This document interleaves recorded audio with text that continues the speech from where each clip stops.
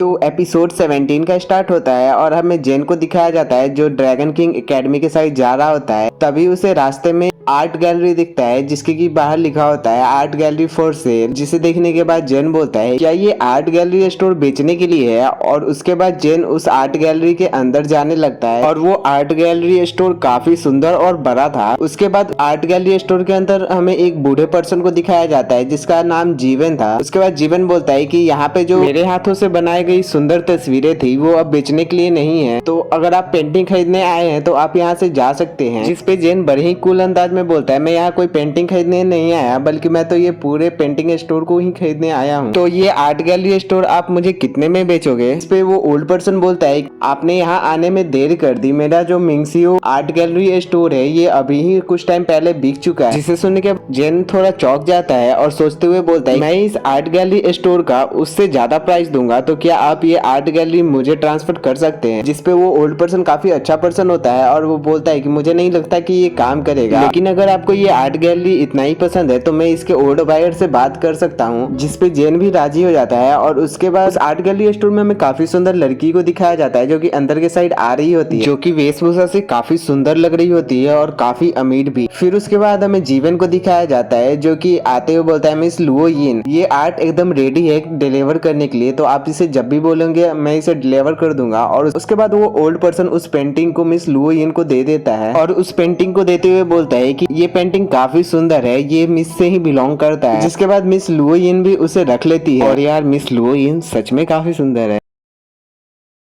और तभी जेन को दिखाते हैं जो कि वहां आते हुए बोलता है मिस मुझे भी ये गैलरी स्टोर काफी पसंद है, तो मुझे नहीं पता है कि ये आर्ट गैलरी स्टोर आप मुझे देना पसंद करेंगी या नहीं, मैं इस आर्ट गैलरी स्टोर का दुगना प्राइस देने को तैयार हूँ। जिसपे मिस लुओ यिन बोलती है कि तुम मुझे 10 गुना ज्यादा भी प्राइस दोगे फिर भी मैं ये आर्ट गैलरी स्टोर तुम्हें नहीं बेचूंगी। इस पे जेन बोलता है कि हाँ मैं देख सकता हूँ कि आपको भी ये आर्ट काफी ज्यादा पसंद है, क्यों ना हम ऐसा सौदा करते हैं कि मैं आपको एक काफी सुंदर आर्ट बना कर दूंगा, तो मिस आपका इस पे क्या कहना है। जिसपे मिस लुओ यिन चिढ़ते हुए बोलती है कि तुम्हें एक आर्ट का ट्रू मीनिंग भी पता है। जिसपे जेन जीवन को बोलता है कि आप मेरे लिए एक पेन पेपर इंक और एक इंक स्टोन मेरे लिए अवेलेबल करा सकते हैं। जिसपे मिस लुओ यिन गुस्सा होते हुए बोलती है क्या तुम मजाक कर रहे हो। जिसपे जेन बोलता है आपको इतना जल्दी गुस्सा नहीं होना चाहिए, मैं ये टेस्ट देने वाला हूँ तो ये टेस्ट में आपको नेचुरली पता चल जाए कि मैं एक ट्रू मीनिंग के साथ एक ब्यूटीफुल पेंटिंग बना सकता हूँ कि नहीं। अगर मैं आपके साथ कोई ट्रिक खेलने की कोशिश करूंगा तो आपको नेचुरली पता चल जाएगा। अभी वो ओल्ड पर्सन वेन बोलते हैं सिर्फ कुछ ही लोग हैं इस पूरे नॉर्दर्न टेरिटोरी में जो कि ट्रू मीनिंग वाली एक पेंटिंग बना सकते हैं, तो क्या तुम्हारे टैलेंट के अनुसार ये पॉसिबल भी है। जिसपे जेन भी अपना सर हिला देता है। तभी मिस लुओ यिन को दिखाते हैं जो कि बोलती है अच्छा तो फिर ठीक है मैं तुम्हें एक चांस देती हूँ, लेकिन अगर तुमने मुझे बेवकूफ बनाने की कोशिश की तो तुम बाद में मुझे ब्लेम नहीं करना रूड होने के लिए। उसके बाद हमें सीन दिखाया जाता है जहाँ पे वो ओल्ड पर्सन सभी सामान को ले आता है। तभी जेन को दिखाते हैं कि वो ब्रश में लेकर बड़े आराम से उस पेपर के पास जाता है और नॉर्मल आर्टिस्ट से ज्यादा फास्ट तरीके से पेंट करने लगता है। जिसे देखने के बाद मिस लुओ यिन और जीवन भी काफी ज्यादा शॉक हो जाते हैं, इवन कि वो काफी घूर के उस पेंटिंग को देख रहे होते हैं और जेन को कि वो कितने तेजी से पेंटिंग कर रहा है। तभी जेन को दिखाते हैं कि वो उस पेपर पे सिर्फ ब्रश को घुमा रहा होता है और काफी तेजी से बहुत ब्यूटीफुल पेंटिंग बन रही होती है। जिसे देखने के बाद ओल्ड वेन और मिस लुओ यिन काफी ज्यादा शॉक थे और कुछ ही पल में वो पेंटिंग बनकर भी तैयार हो जाती है। जिसके बाद जेन ओल्ड वेन से पूछता है तो आप इस पेंटिंग के बारे में क्या सोचते हैं। तभी ओल्ड वेन जेन के सामने ग्रीट करते हुए बोलते हैं कि आपका जो प्रोफाउंड है और आपका जो लेवल है वो काफी ज्यादा, आपकी पेंटिंग की स्तर काफी उच्च स्तर की है। और वो ये बात जेन के सामने ग्रीट करते हुए बोल रहे होते हैं। तभी पीछे से मिस लुओ यिन आती है और बोलती है मैंने तुम्हें सच में अंडर एस्टिमेट कर दिया, तुम तो सच में काफी कैपेबल हो, तुम्हारी पेंटिंग भी त्रुटिहीन है जिसमें कोई गलतियां नहीं है, लेकिन पता नहीं क्यों मुझे अभी इसमें कुछ कमी लग रही है, लेकिन पता नहीं वो क्या है। जेन को दिखाते है कि वो वहाँ पे रखी एक बोतल में से पानी पी लेता है और उसका फुवारा उस पेंटिंग पे छिड़क देता है। इसे देखने के बाद ओल्ड वेन काफी चौंक जाते हैं और बोलते हैं कि ये आप क्या कर रहे हैं। तभी दिखाते हैं कि जेन ने जो फुवारा छोड़ा था जैसे ही पेंटिंग के ऊपर पड़ता है पेंटिंग ग्लो करने लगता है और उसमें रंग आ जाते हैं। देखने के बाद ओल्ड वेन काफी चौंक जाते हैं और बोलते हैं कहीं कोई मैं सपना तो नहीं देख रहा। तभी जेन मिस लुओ यिन की तरफ देखते हुए बोलता है तो आप इस पेंटिंग के बारे में क्या सोचते हैं। तभी मिस यिन को दिखाते हैं जो पेंटिंग को देखने के बाद काफी इंप्रेस हो चुकी थी।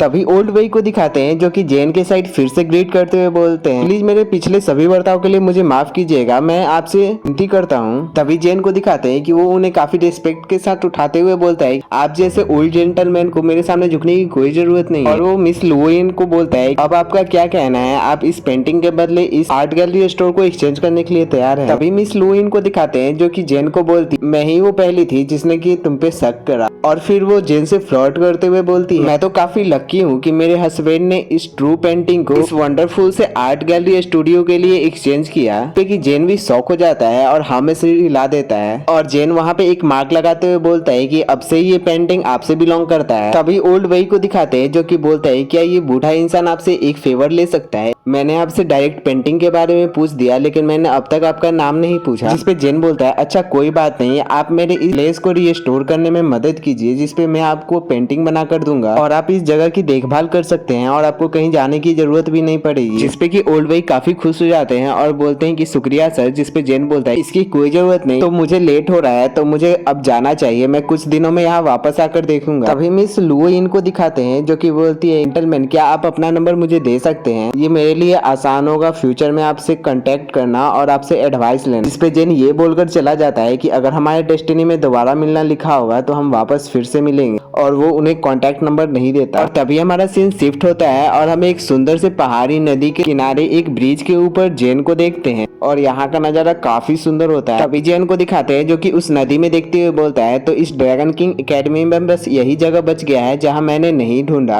और ये वही ड्रैगन ट्रेजर्स की बात कर रहा होता है। तभी जेन उस नदी के अंदर छलांग लगा देता है और वो नदी के तल में जाता है और वहाँ पे उसे एक पत्थर दिखता है जिसे कि वो छूने ही जा रहा था। तभी उसे बगल में एक पत्थर दिखता है जिसके ऊपर कुछ ड्रैगन सा चिन्ह बना होता है जिसे जाके जेन उसे टच कर देता है जिससे कि वो पूरा पत्थर हिलने लगता है जिससे कि जेन घबराकर पीछे हट जाता है। तभी दिखाते हैं कि वहाँ नीचे एक फॉर्मेशन बनने लगता है जिसे देखने के बाद जेन घबरा जाता है और बोलता है कि आखिर इस एंशिएंट बैन को यहाँ पे किसने छोड़ा। और वो उस बैन को हटाने ही जा रहा था तभी उसे वहाँ पे किसी और का ऑरा महसूस हुआ। तभी वहाँ पे वो किसी पर्सन को बबल में आते हुए देखता है जिससे कि खुद को टेलीपोर्ट करके उस पर्सन से छिप जाता है और पीछे से उस पर्सन को देखने लगता है। तभी दिखाते हैं कि उस पर्सन को भी पता चल गया था कि यहाँ पे कोई आया है। फिर जेन बोलता है कि जैसा कि मुझे लगा था मुझसे पहले किसी और ने इस ड्रैगन ट्रेजर्स को ढूंढ लिया है लेकिन वो इस ड्रैगन सील को नहीं हटा पाया जिसके कारण ये एंशिएंट बैन एक्टिवेट हो गया जिसके कारण वो उस ट्रेजर को हासिल नहीं कर पाया और उसने इस प्लेस को सील करके रखा है जिससे कि उसे यहाँ मेरा लोकेशन का पता चल गया तो इसे भूल जाते हैं, मैं इसे बाद में लेने आऊंगा। तो अब मुझे लगता है कि मुझे डार्क सिटी जाना चाहिए, अब टाइम आ गया है मेरे पुराने दोस्तों से वापस मिलने का। और इसी के साथ ये एपिसोड यहीं पे समाप्त हो जाता है और नेक्स्ट एपिसोड का स्टार्ट होता है और हमें जेन को क्लासरूम के बाहर दिखाया जाता है और अंदर के साइड सभी बच्चे आपस में लड़ रहे होते हैं जहाँ पे लिंगर और लेंग क्विंचन से पूछते हैं कि ये दो पर्सन कौन है जिसे कि तुम यहाँ पे लाए हो। और लेंग जेन को देखने के बाद बोलता है टीचर गु आप इस क्विंचन को देखिए, ये दिन प्रतिदिन और भी बदतमीज होते जा रहा है, ये बिना आपके परमिशन के ड्रैगन स्लेइंग डिपार्टमेंट में दूसरे डिपार्टमेंट के बच्चों को ऐड करे जा रहा है और ये प्राइवेटली इन्हें ज्वाइन कर रहा है। तभी क्विंचन को दिखाते हैं जो कि वही सर्टिफिकेट जो कि वो खुद के ज्वाइन करने के लिए लाया था, वो बोल रहा था ये रहा इन दोनों का ट्रांसफर सर्टिफिकेट। जिसपे जेन डायरेक्ट मना करते हुए बोलता है जिन विद्यार्थी को शिक्षा पाने की इच्छा ना हो और जिनकी टैलेंट्स एकदम बेकार हो वो मेरे ड्रैगन स्लेइंग डिपार्टमेंट में ज्वाइन नहीं हो सकते और इसके लिए तुम्हें जिससे कंप्लेंट करना है तुम जाकर कर सकते हो। जिसपे क्विंचन बोलता है एंशिएंट मास्टर आपका जो एक्सक्यूज है वो तो बेहद ही बेकार है क्योंकि ये दोनों काफी एक्स्ट्राऑर्डिनरी है और high level black iron level पे पहुंच चुके हैं, इवन कि इन्होंने अपना अर्थ मैजिक को भी अवेक कर रखा है। तो मैं इतना तो कह सकता हूँ कि इन दोनों का टैलेंट आपके कुछ बेकार से स्टूडेंट से काफी एक्स्ट्राऑर्डिनरी है। और ये बेकार सा स्टूडेंट लिंगर के ओर पॉइंट करके बोल रहा था क्योंकि सिर्फ वही अपने ड्रैगन स्लेइंग डिपार्टमेंट में कल्टीवेशन लेवल में सबसे पीछे। जिस पे लिंगर भी गुस्सा होते हुए पूछती है क्या तुम मेरे बारे में बात कर रहे हो। जिसपे क्विंचन बोलता है हमारे पास इतनी समझदारी है, मैंने तुमसे ये उम्मीद नहीं की थी। और उसके बाद वो जेन को बोलता है एंशिएंट मास्टर इन दोनों का टैलेंट तो लिंगर से काफी ज्यादा ऊपर है, तो आप इस पे क्या कहना चाहेंगे। जिसपे जेन बोलता है मैं मानता हूँ कि इन दोनों का जो लेवल है वो लिंगर से काफी हायर है, लेकिन ये दोनों स्ट्रेंथ टैलेंट और पोटेंशियल के मामले में लिंगर के सामने एक बच्चे हैं, लिंगर अकेले ही इन दोनों को धूल चटा सकती है। इस पे क्विंचन फिर से बदतमीजी करते हुए बोलता है एंशिएंट मास्टर मैंने आपसे ये उम्मीद नहीं की थी कि आप अपनी खुली आंखों से झूठ बोलोगे, तो हम ऐसा क्यों नहीं करते कि इनमें से एक अगर लिंगर को कंपटीशन में हरा देता है तो ये दोनों इस डिपार्टमेंट में ज्वाइन रह सकते हैं, लेकिन अगर लिंगर इनमें से एक को भी हरा देती है मैं खुद इन दोनों को यहाँ से चले जाने को को बोल दूंगा। तो एंशिएंट मास्टर, इस पे आपका क्या कहना है? जिस पे जेन बोलता है कि अगर इनमें से एक पर्सन लिंगर को हराएगा तो तुम फिर से कोई चीटिंग करोगे। इससे अच्छा है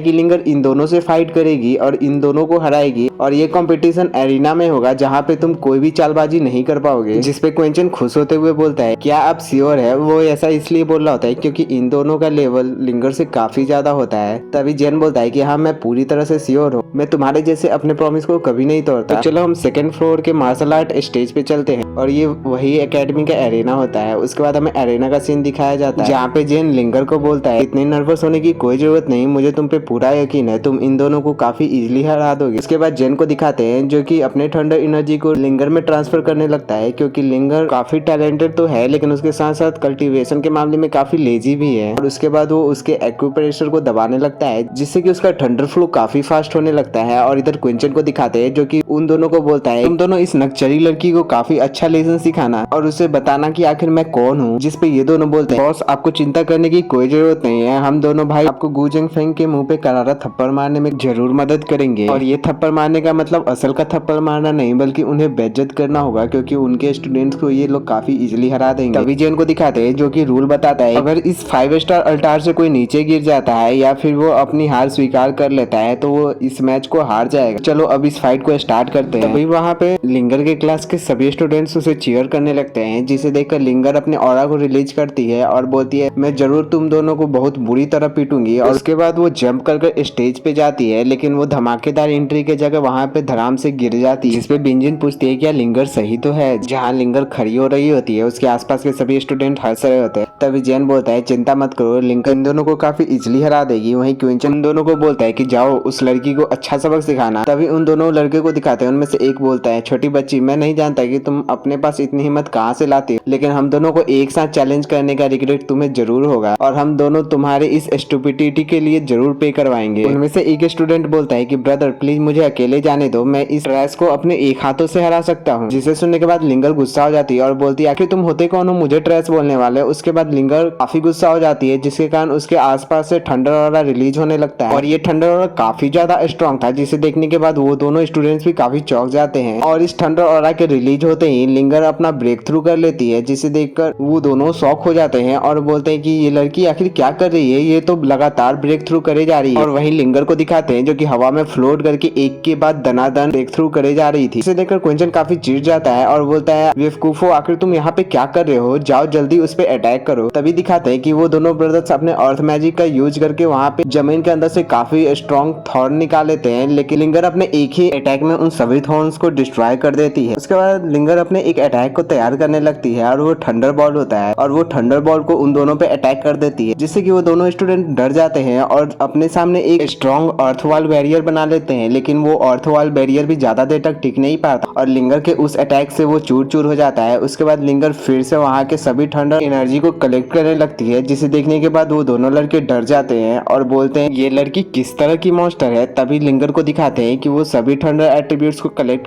कर एक खतरनाक सा अटैक उन दोनों पे कर देती है, जिससे कि वो दोनों लड़के बड़ी मुश्किल से डॉज कर पाते हैं और काफी बुरी तरह डरते हुए बोलते हैं, मैं अब और फाइट नहीं कर सकता, मैं हार मानता हूँ। और वो दोनों वहाँ से दौड़ के भाग जाते हैं, जिसे देखकर वहाँ के सभी लोग लिंगर को चीयर्स करने लगते हैं और गुहान भी बोलता है, हे भगवान, कहीं मैं सपना तो नहीं देख रहा। लिंगर सिर्फ 1 मिनट के अंदर ही उन सबको हरा दी और उसने 1 मिनट के अंदर ही लगातार 3 लेवल को ब्रेक थ्रू कर लिया, ऐसा कैसे हो सकता है। तभी वहाँ पे उन दोनों लड़कियों को दिखाया जाता है जो बोलते हैं, मास्टर गू, आखिर आपने एक्चुअली लिंगर के साथ किया क्या? जिस पे जेन बोलता है, लिंगर खुद ही एक टैलेंटेड गर्ल है, लेकिन इसके साथ साथ वो काफी लेजी है, जो कि प्रैक्टिस करने में इतना डिले करती है। और उसके बाद वो क्विंचन को बोलता है, तो अब वो दोनों हार चुके हैं तो इस पे तुम्हें कुछ कहना है। जिस पे बेचारा क्विंचन वहाँ पे मुंह लटकाए खड़ा होता है, क्योंकि वो सभी के सामने मैच हार चुका था। तभी जेन बोलता है, तो चलो अब सभी मेरे साथ क्लासरूम में वापस आओ। जहाँ क्लास में आने के बाद जेन बोलता है कि ड्रैगन स्लेइंग डिपार्टमेंट को एक स्क्वाड लीडर की जरूरत है, तो मैं इसे आज ही चुनने वाला हूँ, तो जो कोई भी इसके लिए इंटरेस्टेड है अपना हाथ उठा सकता है। तभी क्विंचन को दिखाते हैं जो इतना सब कुछ हो जाने के बाद भी बेशर्मों की तरह अपना हाथ खड़ा कर देता है। तभी जेन बोलता है, क्विंचन के अलावा और कोई है जो इसमें पार्टिसिपेट करना चाहता है। जिस पे लेंगे होते हुए बोलता है, मैंने पहले सोचा था कि मैं स्क्वाड लीडर बनने के लिए क्वालिफाई नहीं हूँ, लेकिन जब क्विंचन जैसा स्टूडेंट स्क्वाड लीडर बनने के लिए क्वालिफाई है तो मैं तो उससे काफी ज्यादा क्वालिफाई हूँ और मैं भी इसमें पार्टिसिपेट करना चाहूंगा। इस पे क्विंचन काफी गुस्सा हो जाता है। तभी जेन बोलता है, और कोई भी पार्टिसिपेट करना चाहता है या फिर क्लास प्रेसिडेंट के लिए वोटिंग स्टार्ट करे, तभी दिखाते हैं कि लिंगर अपना सबसे पहला वोट लॉन्ग यू को देती है। फिर उसी तरह सब बोलते हैं कि मैं लॉन्ग यू को चुनती हूँ, मैं लॉन्ग जूई को चुनता हूँ, मैं लॉन्ग यू को चुनता हूँ, और इसी तरह सभी स्टूडेंट्स लेंग को चुन लेते हैं। और यहाँ किसी ने एक भी वोट क्विंचन को नहीं दिया था, जिसपे फिर से क्विंचन नाराजगी जताते हुए बोलता है, एंशिएंट मास्टर, मैंने बस कुछ टाइम पहले ही ड्रैगन स्लेइंग डिपार्टमेंट में ज्वाइन करा है, तो ये बात नेचुरल है कि मुझे कोई लॉन्ग के जितना पसंद नहीं करेगा। अगर स्क्वाड लीडर वोटिंग के थ्रू चुना जाता है तो ये मेरे लिए फेयर नहीं होगा। जिसपे लेंग बोलता है, तो आखिर तुम क्या चाहते हो? तो क्विंचन बोलता है कि ड्रैगन किंग एकेडमी स्ट्रेंथ को बढ़ावा देती है, तो मैं तुम्हारे साथ एक फेयर फाइट करना चाहता हूँ। और वो जेन से पूछता है, मैं लेंग यू से फाइट करना चाहता हूँ, अगर मैं इससे जीत जाता हूँ तो मैं ड्रैगन स्लेइंग स्क्वाड लीडर बन जाऊंगा। और लेंग यू, अगर तुम्हारे पास हिम्मत है तो तुम मेरे चैलेंज को एक्सेप्ट करके दिखाओ। क्विंचन ये बात लेंग को सिर्फ भड़काने के लिए बोल रहा होता है, जिसपे लेंग बोलता है, तो तुम्हें क्या लगता है मैं तुमसे डरता हूँ? तभी जेन बोलता है, लेंग तुम अभी क्विंचन के बराबर नहीं हो, तुम अभी उससे फाइट नहीं कर सकते। जिसपे क्विंचन और आकर में आते हुए बोलता है, लेंग यू,